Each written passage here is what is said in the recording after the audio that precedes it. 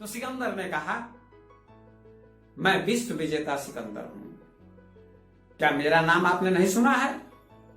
मैंने विश्व पर विजय प्राप्त की है, बहुत सारे देशों को जीत लिया, कुछ ही देश बाकी रह चुके हैं जिनको जीतना है। भारत को भी जीतना है, इसलिए मैं आपके पास आया हूं। आप मुझे आशीर्वाद दीजिए ताकि मैं भारत पर विजय प्राप्त कर सकूं, भारत को जीत सकूं और भारत मेरे हाथ में आ जाए, भारत की सत्ता मेरे हाथ में आ जाए तो मैं अति प्रसन्न होऊंगा, आपको धन्यवाद दूंगा। उस फकीर ने कहा, फकीर का अर्थ होता है जिसको कोई फिक्र ना हो, कोई चिंता ना हो, उसका नाम फकीर है। मन लगा यार फकीरी में, कबीर ने कहा।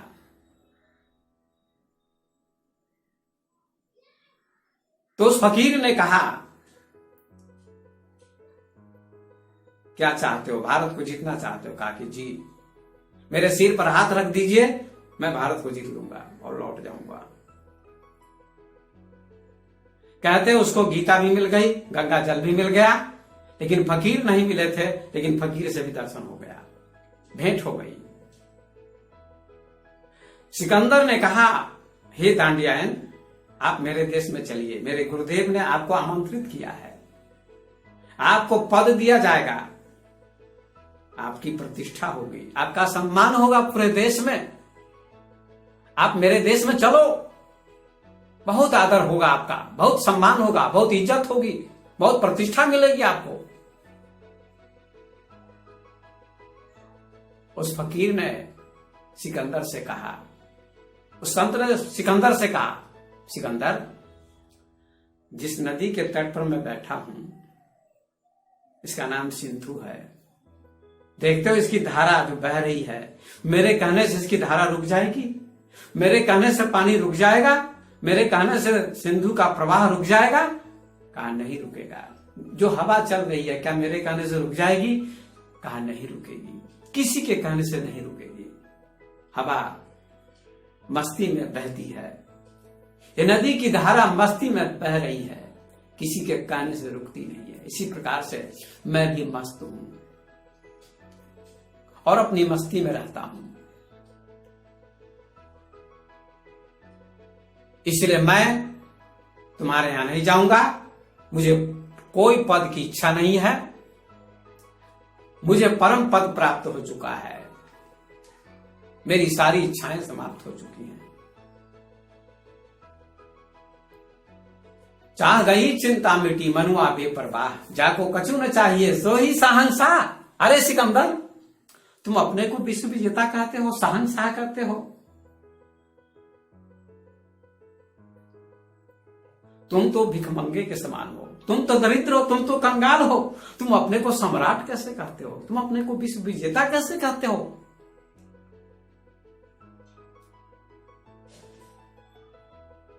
सम्राट कौन है, विश्व विजेता कौन है, जानते हो? अगर तुम सम्राट होते, विश्व विजेता होते तो भारत में ना आते, आक्रमण नहीं करते भारत पर। जो स्वयं में संतुष्ट है, जिसने सत्य को जान लिया है, जिसको संतुष्टि मिल गई है, शांति मिल गई है, वो किसी के ऊपर आक्रमण नहीं करता। जिसने मन को जीत लिया है वो संसार का विजेता हो सकता है। जगत गुरु शंकराचार्य ने कहा है, जीतम जगत के न मनो ही न। संसार को किसने जीता? जिसने मन को जीता। मन जीते जग जीतिया।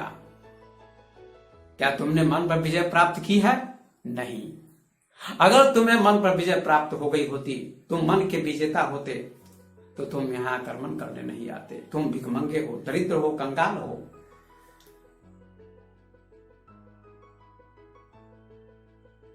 वो स्वामी तुलसीदास ने कहा है, नहीं दरिद्र सम दुख जग माही, संत मिलन सम सुख कछु नाही। दरिद्रता के समान कोई भी दुख दुनिया में नहीं है, और संतों फकीर के मिलन के समान कोई भी दुनिया में सुख नहीं है। इसलिए सिकंदर लौट जाओ। राज सत्ता सुव्यवस्था से चले तो चल सकती है, विजय से नहीं। अगर विजय से राज सत्ता मिलती है, उसमें लाशें गिरती हैं, खून की नदियां बहती हैं, क्या तुम्हें शांति मिलेगी? लोग मरेंगे, लोग कटेंगे, हत्याएं होंगी, खून की नदियां बहेंगी। क्या तुमको संतुष्टि मिलेगी, शांति मिलेगी, आराम मिलेगा? नहीं मिलेगा। इसलिए मन को संतुष्ट करो, मन को जीतो। तुम्हारे पास स्वयं राज्य है, लौट जाओ। भारत को जीतने की कोशिश मत करो, और भारत को कभी जीत न सकोगे। जीतने पर भी तुम हार जाओगे। सिकंदर ने कहा, अगर आप मेरे देश में नहीं चलेंगे तो मैं आपको मार दूंगा। देखते हैं, मेरे पास तलवार, 2 टुकड़े कर दूंगा, आपका सिर धड़ से अलग कर दूंगा। आपको डर नहीं लगता? फकीर खिलखिला के हंसने लगे, खिलखिला के हंसने लगे, बड़े जोर से ठहाके लगाकर हंसने लगे। कहा, सिकंदर तू कितना मूर्ख है, तू मुझे मारना चाहता है, तू मुझे कभी नहीं मार सकेगा। मुझे तलवार काट नहीं सकती, मुझे आग जला नहीं सकती, मुझे पानी गीला कर नहीं सकता।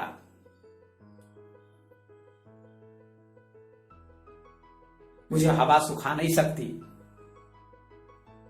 ऐसा मैं हूं। और जबरदस्ती यदि मेरे शरीर को तुम ले जाना चाहो तो ले जा सकते हो, पर मेरी स्वतंत्र आत्मा पर तुम्हारे बाप का भी अधिकार नहीं है सिकंदर। ऐसा जब उस फकीर ने, दांडियान ने सिकंदर से कहा तो सिकंदर अभिभूत हो गया, आकर्षित हो गया। कहा, धन्य है ये फकीर। और कहा, हे फकीर, हे दांडियान, मैं संकल्प करता हूं, प्रतिज्ञा करता हूं, लौट जाऊंगा भारत से, और जब मेरा दूसरा जन्म होगा तो मैं दांडियान बनना चाहूंगा, आप जैसा बनना चाहूंगा। फकीर ने कहा, बनने की जरूरत नहीं, अभी बन जाओ, छोड़ो हथियार, फेंको और मेरे पास आ जाओ, इस नदी के तट पर लेट जाओ, बैठो, आराम करो, शांति मिलेगी। मैं प्रभु का चिंतन करता हूं, परमात्मा का चिंतन करता हूं, मस्ती में रहता हूं, सारी चिंताएं मेरी मिट चुकी हैं, इच्छाएं मेरी समाप्त हो चुकी हैं। तो सिकंदर से उसके गुरु ने इन 3 चीजों के संबंध में कहा। गीता, गंगा और संत। संत की बड़ी महिमा है। यदि ये 3 चीजें भारत से हट जाएं, ये 3 चीजें नहीं होंगी भारत में, तो भारत का मूल्य नहीं होगा, भारत का अस्तित्व तो नहीं होगा।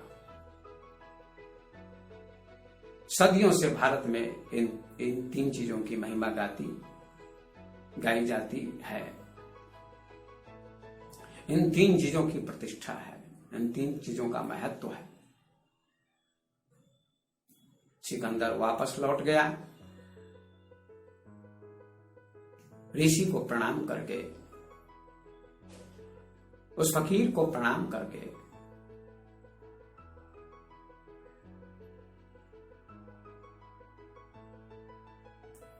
अरस्तु एक महान चिंतक थे और वे भारत के बारे में भली भांति जानते थे।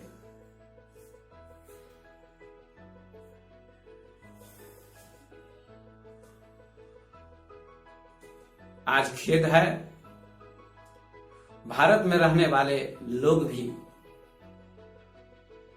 भारत की महिमा को सही से समझ नहीं पाते। कुछ युवक हैं, कुछ लोग हैं जो संतों की महिमा को भी समझ नहीं पाते हैं,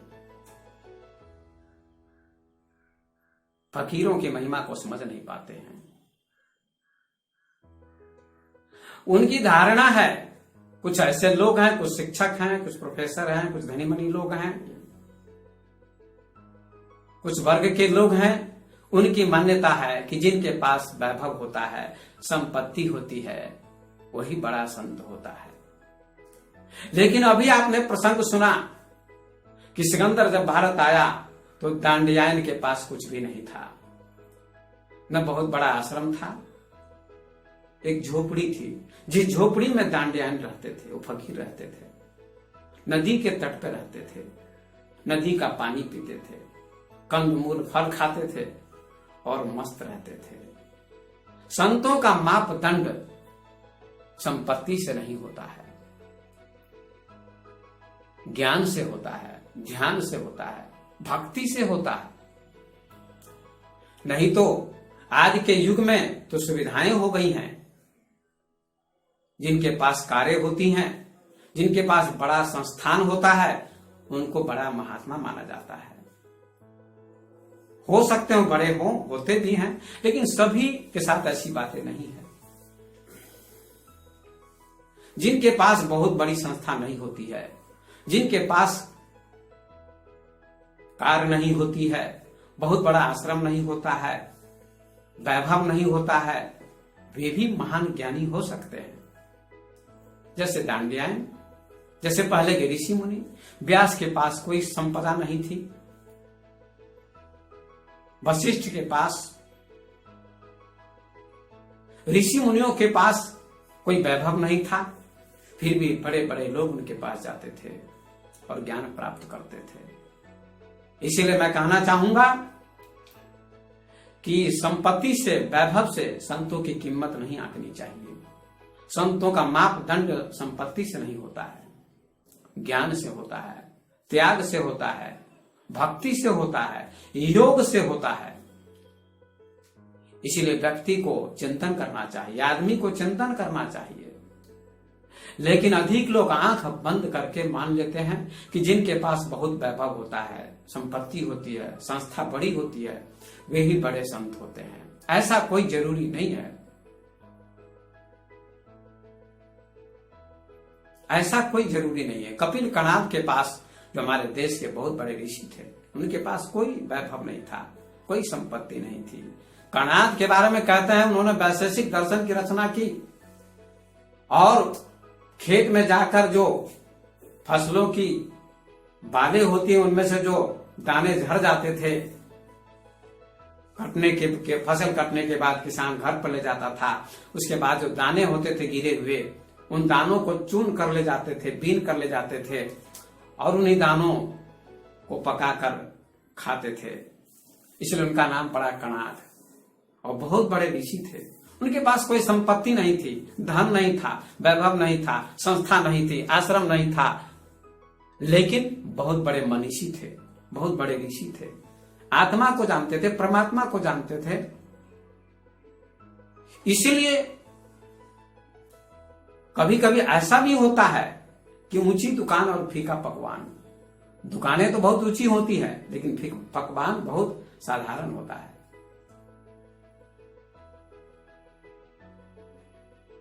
तो मैं कहना चाहूंगा कि ज्ञानियों की पहचान करें। जैसे सिकंदर ने भारत में आने के बाद फकीर की पहचान की, उसकी आंखों पर पर्दा पड़ा था अहंकार का। अहंकार को छोड़े, अहंकार का त्याग करें और सरल भाव से ज्ञानी के पास जाएं, फकीर के पास जाएं, उनका आशीर्वाद प्राप्त करें, उनकी पहचान करें, उनकी कभी अवहेलना नहीं करे, उनका कभी अनादर न करे, तो आपके जीवन में आपको शांति मिलेगी, आपका जीवन सफल होगा। तो सिकंदर लौट गया भारत से और अपने देश में चला गया, लेकिन कहते बीच में ही काबुल में उसका प्राणांत हो गया। उसने अपने दोनों हाथ कफन से बाहर कर देने को कहा कि जब मेरी मृत्यु होगी तो मेरे दोनों हाथ कफन से बाहर कर देना। उसके लोगों ने कहा क्यों? कहा इसलिए कि मैंने बहुत सारे देशों को जीता, लेकिन मैं अंत में संतुष्ट होकर के नहीं जाऊंगा, क्योंकि मैंने लोगों को दुखी किया, लोगों को अशांत किया, परेशान किया। इसलिए मैं शांत कैसे हो सकता हूं, शांत कैसे मर सकता हूं। इकट्ठे घर जहां के जर, सारे मुल्कों के मालिक थे। सिकंदर जब गया दुनिया से तो दोनों हाथ खाली थे। इसलिए सिकंदर वापस लौट गया, या काबुल में उसकी मृत्यु हो गई। आप सभी जानते हैं अतः सिकंदर के गुरु ने भारत की 3 विशेषताओं के संबंध में सिकंदर को बताया था। भारत की 3 विशेषताएं हैं, गीता, गंगा और संत। इन्हीं 3 विशेषताओं के कारण, इन्हीं 3 विशेषताओं की वजह से भारत का सम्मान पूरे विश्व में होता है, पूरे संसार में होता है। और हमारा भारत विश्व जगत में सम्माननीय है। धर्म के जगत में, धर्म के क्षेत्र में विश्व का गुरु माना जाता है भारत को। अतः भारत की यही 3 विशेषताएं हैं। इन 3 विशेषताओं के चलते ही भारत की प्रतिष्ठा है, भारत का सम्मान है। तो हम लोग इन विशेषताओं को समझें और भारत का गौरव बढ़ाएं, भारत की शान बढ़ाएं, भारत की प्रतिष्ठा बढ़ाएं। यही हमारा कर्तव्य है। इन्हीं शब्दों के साथ अपनी वाणी को मैं विराम देता हूं। जय श्री कृष्ण। धन्यवाद।